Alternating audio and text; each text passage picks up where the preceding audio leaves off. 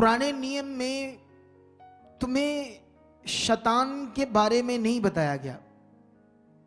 शैतान भी कोई चीज है, उसकी कोई क्लैरिटी नहीं दी। थोड़ा बहुत वहां पर नाम आया है शैतान का पुराने नियम में, लेकिन जहां थोड़ा बहुत नाम आया, मैंने पूरी बाइबल में पुराने नियम में चेक किया, लोगों के अंदर वो विषय नहीं आया कोई शैतान है ऐसी चीज। पुराना नियम पढ़ोगे ना, अगर 2-3 जगह पर थोड़ा बहुत नाम आया शैतान का, लेकिन वहां के लोगों के दिमाग में, जैसे अब हमारे दिमाग में है शैतान, वो क्या करता है दुनिया में, क्या क्या कर रहा है, कैसे गड़बड़ करता है, वो लोगों के दिमाग में कभी नहीं आया। परमेश्वर के लोगों के दिमाग में ये चीज कभी नहीं आई, क्योंकि परमेश्वर ने भी इस चीज को कोई प्रकट नहीं किया, अच्छे से क्लैरिटी नहीं दी पुराने नियम में।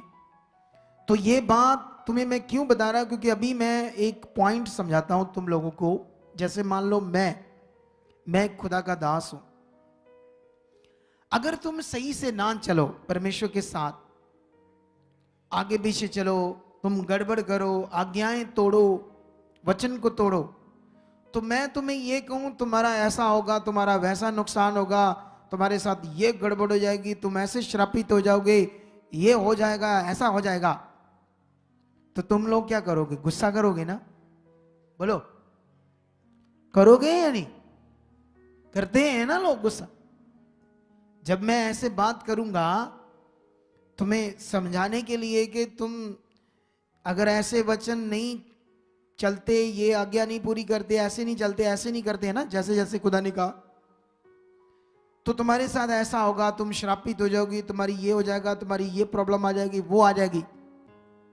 तो लोग क्या करेंगे? ये तो गलत शब्द बोल रहा है, ये हमारे लिए गलत बोल रहा है। बोलो, ऐसा कहते हैं या नहीं कहते? तो गुस्सा करेंगे, हो सकते यहां ना आए ऐसा सुनने के बाद। इसलिए मैं तुम्हें परमेश्वर के वचन में जाकर आज पढ़ाता हूं, ठीक है? चलो हम परमेश्वर के वचन में जाएंगे, एक पॉइंट पकड़ेंगे यहां पर कि परमेश्वर कैसे बात करता है अपने वचन के अंदर, ठीक है? तुम्हारे लिए इस बात को समझना बड़ा जरूरी है, क्योंकि जब तक तुम्हें बाइबल और परमेश्वर के बारे में, उसके राज्य के बारे में अच्छे से नहीं पता, तुम फिर सही से अपना फेथ नहीं बना पाओगे, अपने विश्वास को अच्छे से परमेश्वर के साथ सेट नहीं कर पाओगे। रहोगे परमेश्वर में, लेकिन हालातों में रह सकते हो, मुश्किल में रह सकते हो, बीमारी में रह सकते हो। तुम्हें आजाद होना है, ब्लेस होना है, अच्छी जिंदगी लेनी है, तो ये विषय तुम्हारी जिंदगी में वेरी इंपॉर्टेंट है, इसे समझना। आमीन। सबका ध्यान है सीखने की तरफ, तो ध्यान दो, सीखना सबसे मेन है यहां पर। अगर तुम चमत्कार लेना चाहते हो, अगर वो बहन जिसको आर्मी हॉस्पिटल वाले ने कहा था तेरा ऑपरेशन होगा, अगर वो सीखी ना होती, उसको समझ ना होती, परमेश्वर क्या कर सकता है? मन खराब करती तो बुद्धि शैतान बंद कर देता, बुद्धि जब वो बंद कर देता फिर ये ऑपरेशन करा लेती। वो ऐसा करता है शैतान, नुकसान करवाता है। अच्छा है कि वो उसका मन अच्छा था, परमेश्वर के साथ नियम में थी, 20 के नियम में थी, सब नियम में थी। शैतान के तीर को, उसके अटैक को खत्म कर दिया फिर परमेश्वर, और उसे ब्लेस करके दिखा दिया ना। इस विषय को आप लोगों ने भी लेना है ध्यान से, ठीक है? जब तुम व्यवस्था विवरण 28 अध्याय पढ़ोगे 1 से, ठीक है, इधर देखो मेरी तरफ, तो वहां पर आप लोगों को सीखने को मिलेगा। परमेश्वर ऐसे कहेगा कि यदि तू मेरी आज्ञाओं को चित्त लगाकर सुने पूरा करने के लिए, तो मैं तुम्हें पृथ्वी में सारी जातियों से ऊंचा करूंगा, श्रेष्ठ करूंगा, ऐसे कहा परमेश्वर ने। फिर धन्य हो तू खेत में, अपने काम में, हाथों के काम में, तेरी संतान, तेरी गाय बैल भेड़ बकरियां, मतलब हर चीज में फिर तू धन्य होगा, बरकत पाए रहेगा। कब? जब तू मेरी आज्ञाओं को मानेगा, मेरे साथ वफादार रहेगा, पवित्रताई में चलेगा, खराई से चलेगा, तब ये आशीर्वाद तुम पर रहेंगे। चाहे किसी देश में काल पड़े लेकिन तुम्हें घटी नहीं रहेगी। तुम पूछ नहीं सिर होंगे, तुम कर्जा लोगे नहीं, कर्ज देने वाले बनोगे। ऐसे परमेश्वर ने बात की। लेकिन जब तुम आगे पढ़ोगे यहां से, अगर 15 से पढ़ोगे 28 की, तो यहां परमेश्वर ने बताया कि अगर तुमने मेरी आज्ञाओं को नहीं माना तो तुम पर जितने मैंने आशीर्वाद की बातें की थी उन सब बातों में तुम्हारे ऊपर क्या आ जाएगा? श्राप आ जाएगा। मैं थोड़ा सा पढ़कर बताता हूं 20 से क्या लिखा। फिर जिस जिस काम में तू हाथ लगाए उनमें यहोवा तब तक तुझको शाप देता और भयतुर करता और धमकी देता रहेगा, जब तक तू मिट ना जाए और शीघ्र नष्ट हो जाएगा। ये इस कारण होगा कि तू यहोवा को त्याग कर दुष्ट काम करेगा, और यहोवा ऐसा करेगा कि मरी तुझ पर फैलाकर उस समय तक लगी रहेगी जब तक जिस भूमि के अधिकारी होने के लिए तू जा रहा उस पर से तेरा अंत ना हो जाए।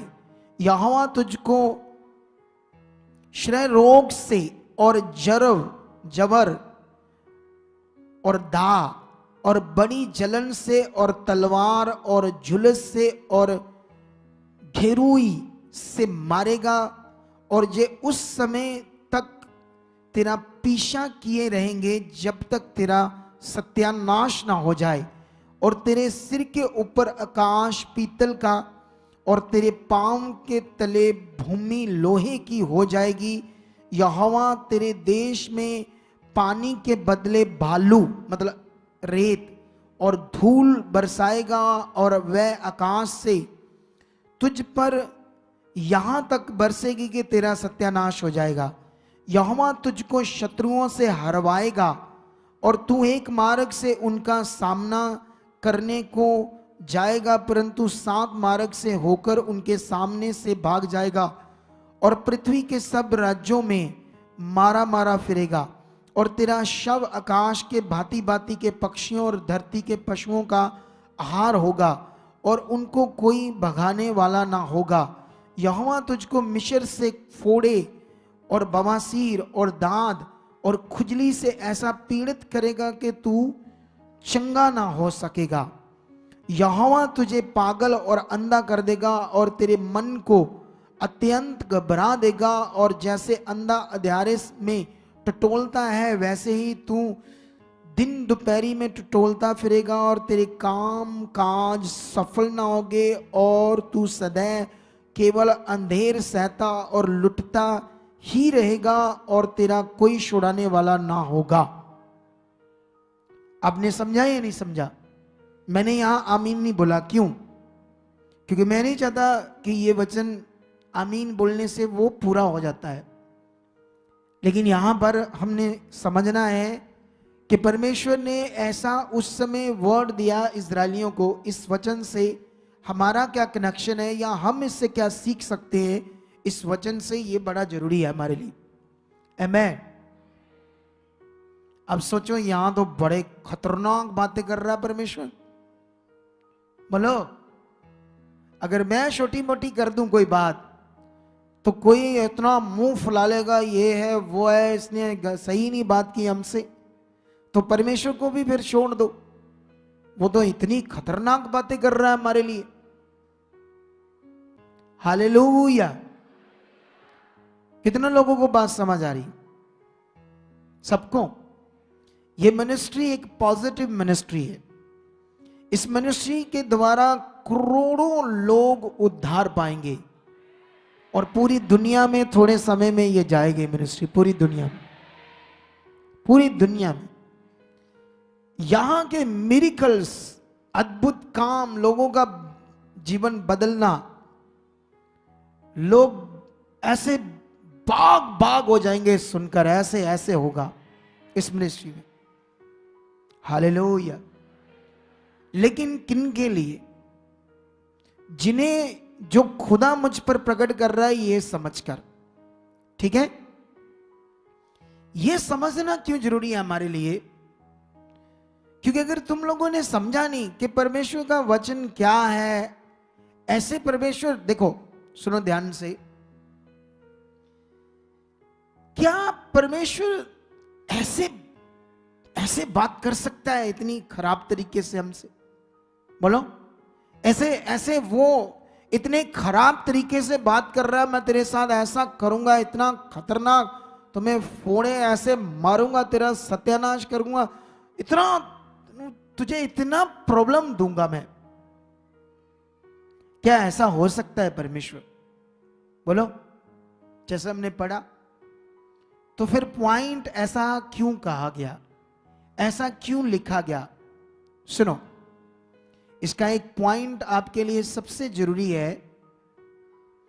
तुम्हें परमेश्वर के साथ अगर सच्चा और सही रिश्ता रखना है, सुनो, अगर किसी का बाप बड़ा क्रूर है, सख्त है, कभी हंसता नहीं, कभी अपने बच्चों के साथ, पत्नी के साथ कभी खेलता हंसता नहीं, अच्छी बात नहीं करता, प्यार नहीं करता, उससे अच्छा रिश्ता रहेगा पत्नी का, बच्चों का?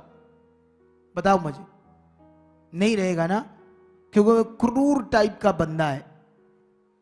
लेकिन क्या परमेश्वर क्रूर टाइप का है कि या अनुग्रहकारी है, शांति का परमेश्वर है, दया का परमेश्वर है? जब से परमेश्वर है, कब से है ये तो मुझे पता नहीं, वो अनंत काल से है। कैसे क्या है इतना तो नहीं पता, लेकिन जितना परमेश्वर ने हमें ज्ञान दिया उतने में हम चलते हैं। ठीक है ना? क्या परमेश्वर क्रूर हो सकता है कभी? दुनिया में जाओ, दुनिया का भी ये ज्ञान है, जो कुछ तुम्हारे कर्मों में लिखा, जो तुम्हारी किस्मत में लिखा वो होना है। लोग ऐसे बात करते हैं, बाबा लोग बड़ा ऐसे बात करते हैं कर्मों के ऊपर, जो बच्चा तुम्हारे कर्म में लिखा वो होना है, क्योंकि वो परमेश्वर के इस सत्य को नहीं जानते जो हम जानते। ये ज्ञान उनके पास नहीं है। अगर इसको पढ़ेंगे भी तो यहां से पढ़कर उन्हें समझ आती है, हाँ, अगर उनके, क्योंकि ये बाइबल सारे प्रचारक पढ़ते हैं, दुनिया में कोई भी बाबा हो, कोई भी प्रचारक हो, किसी भी धर्म का हो, वो लोग बाइबल पढ़ते हैं, पढ़कर इसकी बहुत सारी बातों को चोरी करके अपने तरीके से प्रचार करते हैं, ऐसा करते हैं वो लोग। ठीक है, लेकिन वो इसका सही प्रचार नहीं कर सकते, क्योंकि वो इस पर फेथ नहीं करते, सिर्फ इसकी बातों को प्रचार कर सकते हैं थोड़ा बहुत जहां उनको फायदा लगे, लेकिन इसमें क्या सच्चाई है, क्या इसके भेद हैं, ये तो उसको पता चलेगा जो आत्मा से परमेश्वर का चुना हुआ है, उसका नियुक्त किया हुआ खुदा का दास है। वो जब बढ़ता है तो तब परमेश्वर अपने भेदों को अपने दास के ऊपर क्या करता है, प्रकट करता है, दूसरे ऊपर नहीं, जो इसको सिर्फ अपने मतबल के लिए प्रचार करता है। फेथ नहीं कहता, ये नहीं सिखाएगा फेथ करो इस पर, ये सत्य है, सिर्फ जहां से उसको कोई मतबल है वो वर्ड को प्रचार करेगा। ठीक है, लेकिन यहां पर आज हमारे लिए ये पकड़ना बड़ा जरूरी है, क्या परमेश्वर ऐसा खतरनाक और क्रूर हो सकता है? बिल्कुल भी नहीं। बोलो, फिर ऐसा क्यों लिखा गया, इतना खतरनाक तरीके से क्यों लिखा गया? यह बात याद रखो, परमेश्वर फिगरेटिवली, मेटाफोर, वाक्यालंकार में बात कर रहा है कि जो तुमने गलत करना है तुम्हारे साथ ऐसा होना है। बोलो, अगर तुम परमेश्वर को छोड़कर, अभी एक बंदे को लाओ यहां पर, आज से ना 9-10 महीने पहले उसकी वाइफ में दुष्ट आत्मा थी, उसको यहां लेकर आया, वो किसी ने सुसमाचार दिया, तब वो किसी से दिहाड़ी लगाता था पेंट की, पेंटर था, पेंट का, घरों में पेंट करना। जब वो उसकी पत्नी से दुष्ट आत्मा निकाली, वो ठीक हो गई, उसके बाद वो थोड़े हफ्ते यहां परमेश्वर के साथ चलता रहा, उसको बरकत आई, उसका काम खुद को उसको मिल गया, ठेकेदारी का। जैसे उसको काम मिला उसने चर्च आना बंद कर दिया, आया ही नहीं। काम काम अपने काम, पैसा पैसा, और जो कमाता था कभी भी उसमें से उसने 100 रुपया भी नहीं कभी निकाला कि मैं परमेश्वर के लिए बोऊं, जिसने मुझे बरकत दी, मेरे पत्नी को चंगा किया। अब वो 8 महीने इधर आया ही नहीं, संसार में अपने कामों को मुंह में लग गया, परमेश्वर का निरादर। ऐसा ना उन लोगों को लगे कहानी सुना रहा था मैं, सच्चाई है। हाँ, ये बंदा था, ठीक है। अब ये आया ही नहीं, क्योंकि ये क्या किया इसने, परमेश्वर को छोड़कर अपना राह पकड़ लिया, अपना तरीका लगा लिया, पैसा कमाया। 7-8 बंदे, जो पहले दिहाड़ी लगाता था 400 रुपए की, अब पता नहीं कितना 2000 दिहाड़ी कमाने लगा। हाँ जी, कि ज्यादा है इससे भी? नहीं तो थोड़ा ज्यादा है, 1,500-2,000 दिहाड़ी कमाने लगा। कहां 400 कमाता था। परमेश्वर की बरकत जब आई तो ये क्या करने लगा, इसने परमेश्वर को छोड़ दिया ना एक तरफ से। मतलब छोड़ने का मतलब ये नहीं कि परमेश्वर में आना नहीं, ऐसे नहीं, छोड़ने वाला हाल अपने कामों में लग गया। जैसे यहां पर कुछ लोग कभी आते कभी नहीं आते, कभी एक बार आए फिर 2 हफ्ते आए ना, ये भी प्रॉब्लम है उनके लिए, ये बात याद रखो। फिर ना शैतान ने इस पर अटैक किया। तुम लोग आगे वाले देखते ना, ये ऐसे कितना खेलता था। इसको कितने लोग, देखो ध्यान से, उधर करो चेहरा लोगों की तरफ, इसे देखो, यहां तड़पता था आगे दी। 3-4 बार इस पर शैतान आया। कैसे तड़पता था, देखा था तुम लोगों ने इसे? इसको माइक दो। अच्छा, तुझे शैतान क्या करने लगा तेरे साथ? पापा जी मतलब मेरे सेल डाउन करते ही उन्हें। सेल डाउन कर दी? हाँ जी, हाँ जी। शुगर करो ने सेल ही डाउन किए थे, नू नहीं डाउन करता पूरा। पापा जी वो जबान भी बंद करते ही। कैसे बंद कर दी? मतलब बोले नहीं जाता, गूंगा हो गया था। हाँ जी, हाँ जी। देख लो, अपने आप बक रहा सारी चीजें। जैसे पुलिस के सामने नहीं बकता चोर, अब परमेश्वर के सामने बोल रहा है क्या क्या कर दिया था। अच्छा, फिर पापा जी जब पहली बार उन्हें कीते, बाद अपना इधर चर्च च आउंडे, मैं मैनू चर्च च लैके जाओ, ਉੱਥੇ ਲੈ ਜਾਓ ਜਿੱਥੋਂ ਮੇਰੀ ਘਰ ਦੀ ਨੂੰ ਚੰਗਾ ਕੀਤਾ ਹੈ। हाँ जी, हाँ जी। फिर पापा जी कथू ना गल आ गई ना कि चर्च आ, लोकल चर्च। हाँ, ते मेरी सस भी नाल ही। हाँ, ते वो लागे जो आए, मतलब चर्च दे लागे आए, थोड़ी हटवी है थोड़ी जी। तो वो शैतान ने मतलब मैनू ना फिर वो अटैक करता ने। फिर ते मेरा मतलब बसां आउंडियां, बसां मतलब जाना भी थल्ले आ जा, ऐसे कर रहा हाँ था। जी, हाँ जी। देख लो, मतलब वो ना पापा जी मैनू इस चर्च च आउन नहीं देन दिया। इस चर्च में मत जाओ। हाँ जी, ते जेड़ी मेरी मतलब सस आ, वो मतलब कहंदी भी जेड़ी अहीं चर्च च जाने कथू नंगल उत्थे लै जंदे आ, इस चर्च में मत जाओ। हाँ जी। फिर ये भी शैतान ना, शैतान को आग लगती है इस चर्च से, क्योंकि यहाँ की जो जीवित शक्ति है, जीवित शिक्षा है, जहाँ जिंदा शिक्षा, प्योर, यहाँ की जो सही मायने से खुदा के कलाम की शिक्षा है, उससे आग लगती है शैतान को। उसकी वजह से वो लोगों को यहाँ से किसी भी तरीके से जो मौका दे देंगे उनको तोड़ेगा, आगे पीछे करेगा। तुम ये दिमाग में रख लो सारे ये बातें। देख लो, इतना बुरा हाल इसका। अब सुबह से, कल से वो सीन ढूंढ रहे हैं, इनको मिले नहीं। इतने ज्यादा सीन थे इसके हमारी टीम का देख लो सिस्टम। वो सीन दिखाते तो तुम्हें पता चलता कितने खतरनाक तरीके से दुष्ट आत्मा इसके ऊपर आता था। तुम्हें क्या लगता था बचेगा तू कि नहीं? नहीं, ऐसे हो गया था। फिर काम पर जाता था? नहीं, काम ते नहीं मैं जाता। जड़ी 1,500-2,000 दिहाड़ी बंद होगी, हाँ जी, करे ही फिर करे जेड़े इकट्ठे कीते वो खर्च रहा। हाँ जी, हाँ जी। जेड़े जमा भी करवाए वो भी मतलब इधर सारे लग गए। हाँ जी, तेरे ऊपर? हाँ जी, हाँ जी। दवाइयों पे? हाँ जी। कितनी दवाइयां खा ली?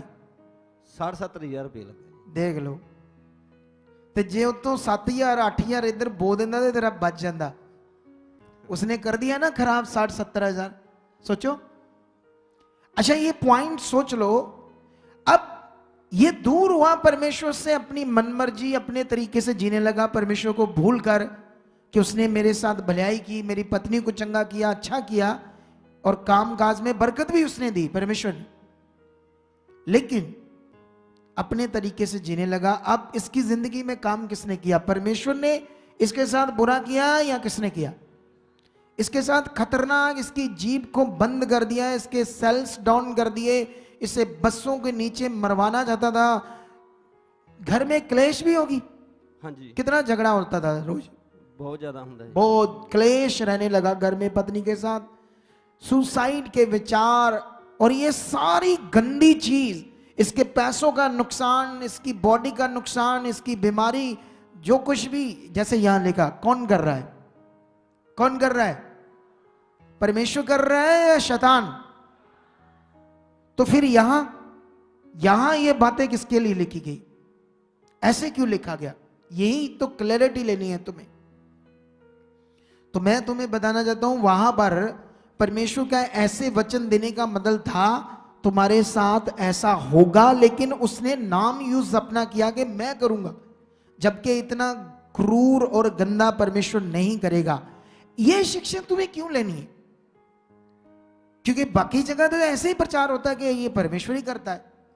मैं इसलिए तुम्हें सिखाता हूं, आज आगे जाकर तुम्हें समझाऊंगा, थोड़ा सा आगे जाकर तुम्हें क्लैरिटी देता हूं इस विषय में, सही फेथ, सही मन क्या होता है जिससे आपकी सचमुच आप ब्लेस जिंदगी, शांति का जिंदगी, अच्छी जिंदगी जी पाओगे। यह तुम्हें समझना बड़ा जरूरी है, क्योंकि संसार का ज्ञान भी ऐसा ही है जैसे ये लिखा है। क्योंकि संसार के लोग भी ये ग्रंथ पढ़ते होंगे, बाबा लोग, तो वो लोग कहते होंगे ठीक है सारी दुनिया का एक ज्ञान है तो यहां भी सेम है। यहां सेम नहीं है, उनको नहीं पता। तो ये पॉइंट है आपके लिए। अब देखो, फिर इसको पूरी चंगाई मिली है, परमेश्वर ने भला किया है, जा अब ओके है ना? तो अब गलती नहीं करनी है। मिल गए सीन? दिखाओ इसके सीन, फिर दिखाया ये कैसे इसका हाल था।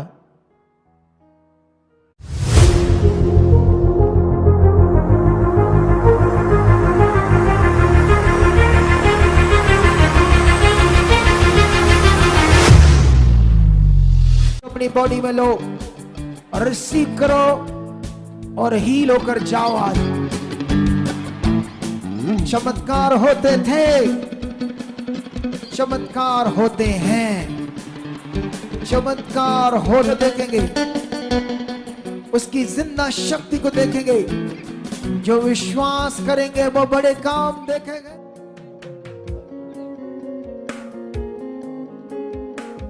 चलो, क्योंकि ये तो वो सीन इनके पास अभी ढूंढने पड़ेंगे इनको। ये तो उछल उछल कर गिर रहा था ऐसे, इधर को उधर को, इतना बुरा हाल था इसका। तो ये परमेश्वर ने किया था इसके साथ। बस ये उसे भूलकर, उसकी दया को भूलकर अपने तरीके से चलने लगा। और ये कब दुष्ट आपकी बुद्धि को ऐसा कर देगा? जब तुम अलर्ट नहीं हो, चौकस नहीं हो, तुम्हें ध्यान नहीं है कैसे चलना है, परमेश्वर क्या कह रहा है, क्या वो कह रहा है। अगर वो नहीं फिर भी हो रहा तुमसे जो परमेश्वर कह रहा है, तो हम बताएंगे कैसे वो होगा, तुम्हें क्या करना है। इसने वो पकड़ा नहीं, उस बात को समझा नहीं, इसीलिए ये फंस गया। वो आपकी बुद्धि बंद कर देगा। परमेश्वर जो कहता है वो कहता है नहीं पूरा करना। दुष्ट जैसे इस मनुष्य में शैतान इसको आने नहीं देना चाहता था। ये भी एक विषय है यहां की टीचिंग, पॉजिटिव शिक्षा। अभी इधर एक जम्मू से आए हैं लोग, अपने एक बहन पति को लेकर आई है। मैंने उससे पूछा आपने कभी हमारी मिनिस्ट्री को सुना? कहती हाँ 2 साल से। तो मैं कहा 2 साल से सुना, कभी तुम्हें समझ नहीं आई हम क्या प्रचार करते हैं? नहीं आई। वो आने नहीं देता था इधर। क्यों? क्योंकि वो नष्ट करना चाहता है। वो थे प्रभु में ही, लेकिन हालातों में बहुत है। लेकिन अब वो खत्म हो जाएंगे उनके हालात, वो ब्लेस हो जाएंगे। अब डोंट, इसका भला हो गया है। लेकिन ये पॉइंट बीच में ये था, इसको लाने का मतलब था कि उसे भूलना नहीं। परमेश्वर ने कहा मुझे भूलना ना। परमेश्वर के वचन में लिखा तू किसी भी उपकार को मत भूलना। उसने तुम्हारे साथ क्या भलाई की है, तुम्हारे साथ क्या भला किया, कभी मत भूलना। भूले तो परमेश्वर तुम्हें कुछ नहीं कहेगा, फिर भी अगर भूल भी जाओगे तो वो कुछ नहीं कहेगा। लेकिन किसको मौका है? शैतान को, दुष्ट को।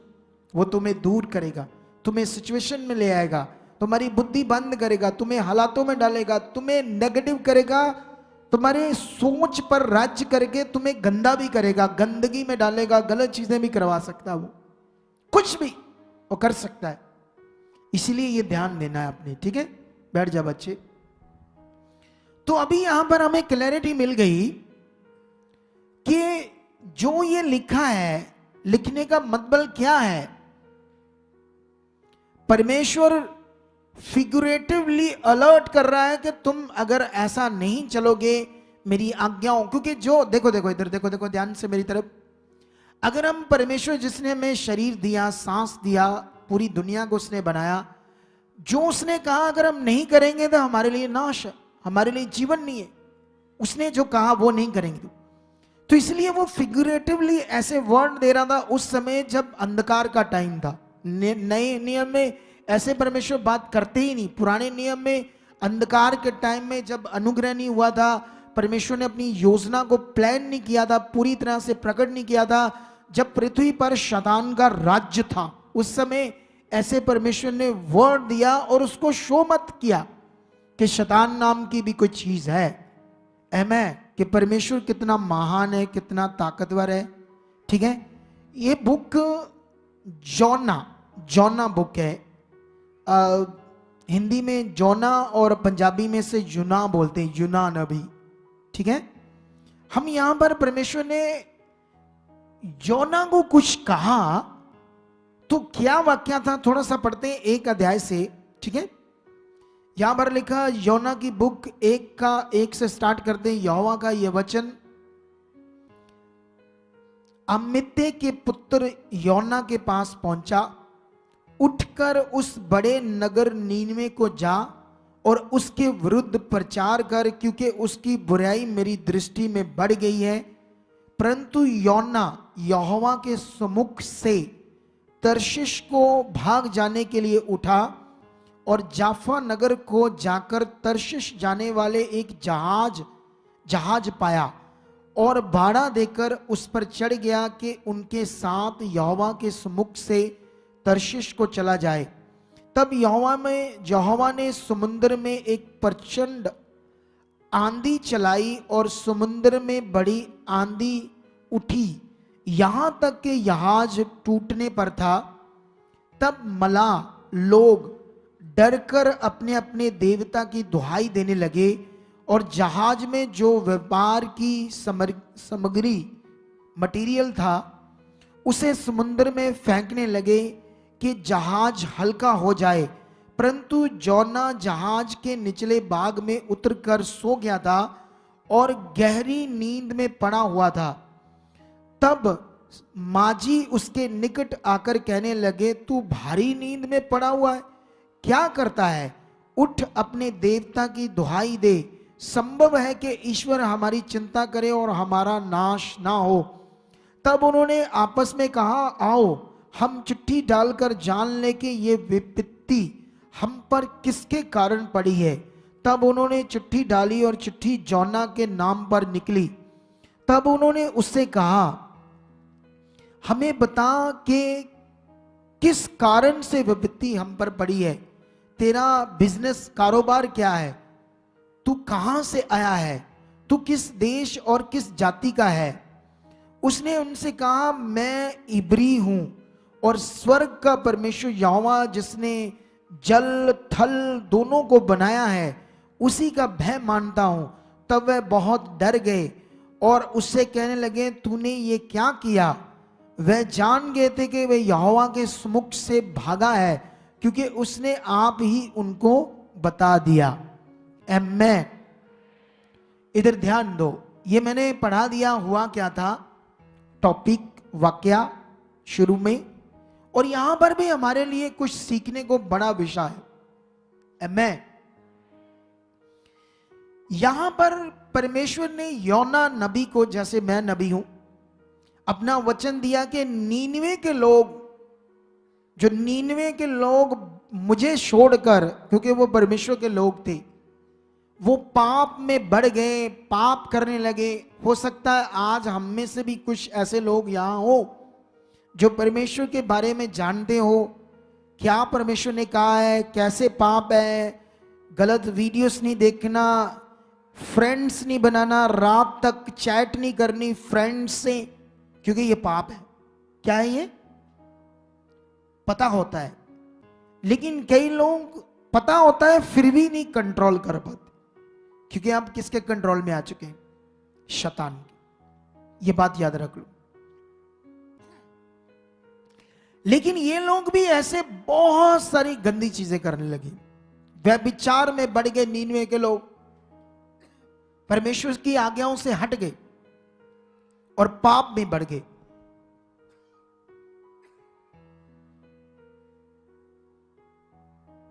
मुझे ये बताओ, जब इंसान पाप में बढ़ जाता है उसे कौन मारता है, परमेश्वर या शैतान? दोनों बातों को बताओ। पाप में बढ़ने वाले की जिंदगी को नष्ट कौन करता है? शैतान। इंसान तो सारे परमेश्वर के, टोटल सारी दुनिया, एक भी चीज, एक भी इंसान शैतान का नहीं है। तो वो क्या करेगा? उन पर राज्य करेगा और उनको नष्ट करता जाएगा। उसको मजा आता है। उसकी बुद्धि ऐसे है, जैसे टेररिज्म होते ना, टेररिज्म, आतंकवादी है, वो स्कूलों पर बम फेंक देते हैं। उनकी ब्रेन वॉश हो चुका है, उन्हें कुछ अच्छा समझ नहीं है कि गलत क्या है सही क्या है, कुछ पता नहीं लगता उन्हें। ऐसे ही शैतान है, उसको कुछ पता नहीं क्या करना क्या नहीं करना।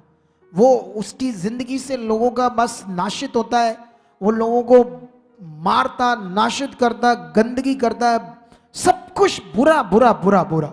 ये शैतान है, ठीक है। लेकिन यहां पर वो लोग ऐसे थे तो अब देखो, इधर ध्यान दो, यहां पर विषय बड़ा तगड़ा है।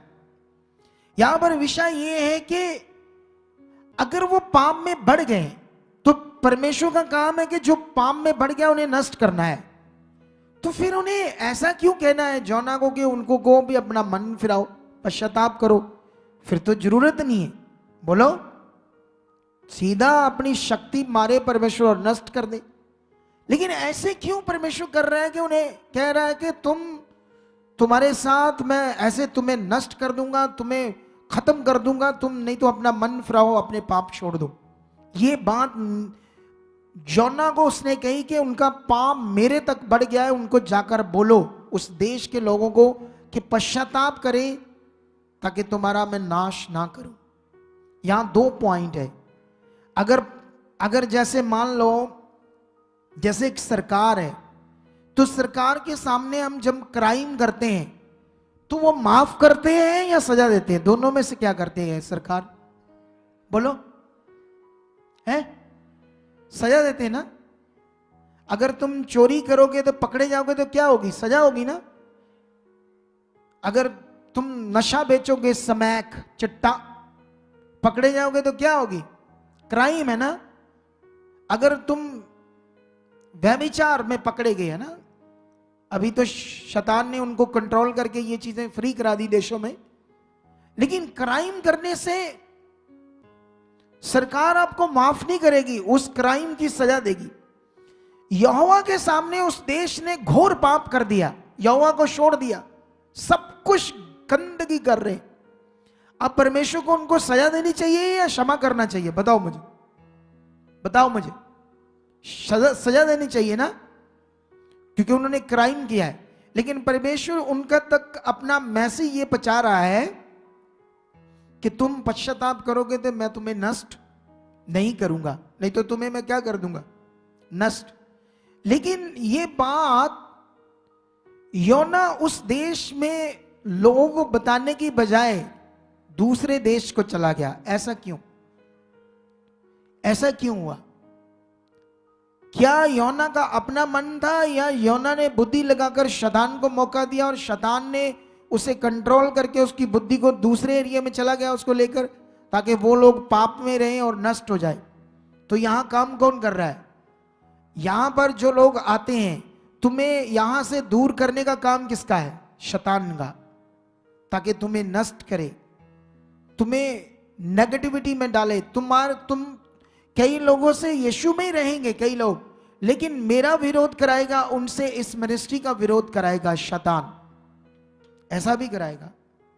बोलो, ये भी उसका काम है, ठीक है। लेकिन यहां पर जब हम पढ़ते हैं तो हुआ क्या, उन लोगों ने यहोवा के सामने ये मांगा कि हे यहोवा, हम तो जानते नहीं आप आपके इस जन को, लेकिन इसकी, क्योंकि उसने कहा अगर तुमने बचना तो मुझे समुद्र में फेंक दो, तो तूफान थम जाएगा, तुम बच जाओगे, क्योंकि मेरी गलती से हुआ है। यहां पर कुछ क्लैरिटी नहीं है योना को कि ये तूफान कहां से आया, क्यों आया, क्या होने वाला है, लेकिन इतना पता यहोवा कर रहा है। उसने कहा मुझे फेंक दो पानी में तो मैं बच जाऊंगा। तुम लोग बच जाओगे, तुम नष्ट नहीं होंगे, सिर्फ मैं नष्ट होऊंगा, क्योंकि मैंने पाप किया यहोवा के सामने। उसके बाद उसको वो पानी में फेंक देते हैं, ये मांग करके परमेश्वर हमारे ऊपर इसकी मौत का दोष ना आए। उसके बाद एक बहुत बड़ी मछली उसे निगल लेती है यहोवा की ओर से, और वो मछली समुद्र के नीचे चले जाती है, उसको खाकर निगल कर। किसको? बंदे को, योना नबी को। अगर पढ़ोगे यहां पर तो तुम्हें ये मिल जाएगा सारा। समुद्र के नीचे नीचे नीचे स्थल में चले जाती है। अच्छा, जब योना उसके अंदर चला गया, कितने मिनटों में उसकी मौत होनी चाहिए है? एक मछली के पेट के अंदर है, कितने मिनटों में मरेगा वो? ज्यादा से ज्यादा 20-25 मिनट में उसकी डेथ होनी चाहिए, दम घुट जाएगा ना। 20-25 मिनट भी ज्यादा है, 15 मिनट के अंदर मर जाएगा वो, ठीक है। लेकिन बाइबल में लिखा वो 3 दिन 3 रातें उस मछली के पेट में रहा, और वो भी बिल्कुल नीचे समुद्र के स्थल में उसको लेगी मछली। सोच कर देखो, और मरा नहीं हो, और मछली के पेट के अंदर अब वो प्रार्थना कर रहा है परमेश्वर के सामने। अगर तुम 2 अध्याय पढ़ोगे तो यहां पर उसकी प्रार्थना क्या है, ऐसे लिखा, थोड़ा सा पढ़ते हैं। तब योना ने उसके पेट में से, मछली के पेट में से अपने परमेश्वर यहोवा से प्रार्थना करके कहा, मैंने संकट में पड़े हुए यहोवा की दुहाई दी और उसने मेरी सुन ली।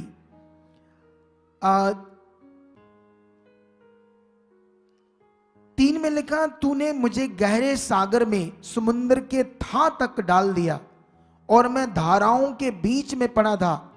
तेरी भड़काई हुई सब तरंगे और लहरें मेरे ऊपर से बह गई। तब मैंने कहा, मैं तेरे सामने से निकाल दिया गया हूं, कैसे मैं तेरे पवित्र मंदिर की ओर फिर ताकूंगा। मैं जल से यहां तक गिरा हुआ था कि मेरे प्राण निकले जाते थे। गहरा सागर मेरे चारों ओर था और मेरे सिर में सवार लिपटा हुआ था। तो अभी ये पढ़ते जाओगे तो तुम्हें बहुत सारी बातें मिलेगी जो योना यहोवा के सामने अब 3 दिन 3 रातें प्रार्थना कर रहा है, और कोई काम नहीं था उसका मछली के पेट में, और मौत भी नहीं आ रही उससे, खुदा की ताकत से वो जिंदा है। फिर परमेश्वर ने उसको, मछली को हुक्म दिया और उसने बाहर आकर किनारे पर उसको बाहर निकल दिया। वो किनारे पर गिर गया जिंदा। कितना बड़ा विषय है, कितना सामर्थ्य है हमारा परमेश्वर, कितना ताकतवर है हमारा परमेश्वर। लेकिन यहां सीखने वाला पॉइंट क्या है? परमेश्वर उससे बचा रहा है, वो बचाने वाला है, ठीक है। अगर हम यहां से 3 अध्याय अगर पढ़ें तो 3 अध्याय में उसने जाकर वहां पर क्या लिखा, 3:1 में, तब यहोवा का यह वचन दूसरी बार योना के पास पहुंचा, उठकर उस बड़े नगर नीनवे को जा और जो बात मैं तुझसे कहूंगा उसका उसमें प्रचार कर। तब योना यहोवा के वचन के अनुसार नीनवे को गया, और नीनवे एक बहुत बड़ा नगर था, वह 3 दिन की यात्रा का था। योना ने नगर में प्रवेश करके 1 दिन की यात्रा पूरी की और ये प्रचार करता गया, और वो मतलब योना उनके बीच में प्रचार करता रहा कि अब से 40 दिन के बीतने पर नीनवे उलट दिया जाएगा। तब नीनवे के मनुष्यों ने परमेश्वर के वचन की प्रतीति की, विश्वास किया। आमेन। इधर ध्यान दो सारे लोग, और यहां पर योना अब लोगों के बीच में जाकर प्रचार कर रहा है कि अपने पाप से पश्चाताप करो, अपने पाप को छोड़ो और किसकी इच्छा में चलो। अब लोग सुनकर अपना मन फिरा रहे हैं। राजे को पता चला, राजे ने भी शाही वस्त्र उतार कर टांट बांध लिए, लोगों ने भी टांट बांध लिए, भूखे रहकर वो यहोवा के सामने गिड़गिड़ाने लगे और पश्चाताप करने लगे अपने पाप से। और उसके बाद बाइबल में लिखा वो नगर नष्ट नहीं हुआ। क्या नहीं हुआ? नष्ट नहीं हुआ। यहां समझना पड़ेगा, 2 पॉइंट है। अगर परमेश्वर के सामने वो क्राइम है, सरकार के सामने क्राइम है, सरकार नहीं क्राइम को माफ करती। परमेश्वर दुनिया का मालिक अगर क्राइम है तो अगर उसने नष्ट करने के लिए ठाना है तो वो नष्ट करेगा, लेकिन वो नष्ट नहीं करना चाहता ना, वो जीवन देना चाहता है, इसलिए उसने अपना वचन दिया। लेकिन ये सब बातें फिगरेटिवली हमारे अंडरस्टैंडिंग करने के लिए, हमारा परमेश्वर कितना महान है, कितना ताकतवर, कितना सच्चा है, कितना दया करने वाला है, कितना वो महान है, ये समझना जरूरी है आप लोगों को। संसार का ज्ञान ऐसे नहीं है, परमेश्वर का ज्ञान ऐसे। 4:1 से पढ़ते क्या लिखा। ये बात योना को बहुत ही बुरी लगी जब वो लोग बच गए। वो दिमाग में उल्टा पुल्टा सोचने लगा, मतलब शैतान ने डाल दिया उसके मन में, और उसका क्रोध भड़का। उसने यहोवा से ये कहकर प्रार्थना की, ये यहोवा, जब मैं अपने देश में था तब क्या मैं यही बात ना कहता था? इसी कारण मैंने तेरी आज्ञा सुनते ही तर्शीश को भाग जाने के लिए फुर्ती की, क्योंकि मैं जानता था कि तू अनुग्रहकारी और दयालु परमेश्वर है और विलंब से कोप करने वाला, करुणा निधान और दुख देने से प्रसन्न नहीं होता।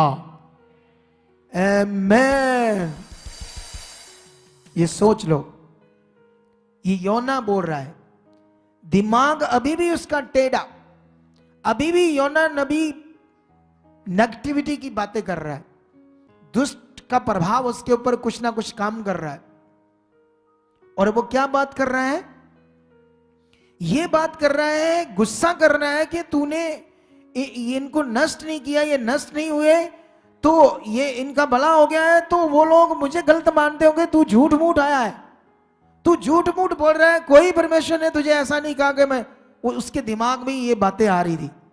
ऐसी बातें सोचकर शैतान उसके अंदर काम करने लगा, वो गुस्सा करने लगा और परमेश्वर से बातें करने लगा और कह रहा, मैं जानता था तू अनुग्रहकारी परमेश्वर है, तू दया करने वाला है, करुणा निधान परमेश्वर है, तू किसी को दुख नहीं देता, ऐसा परमेश्वर है। लेकिन आगे थोड़ा सा पढ़ेंगे। और यहोवा ने कहा, तेरा जो क्रोध भड़का है क्या वह उचित है?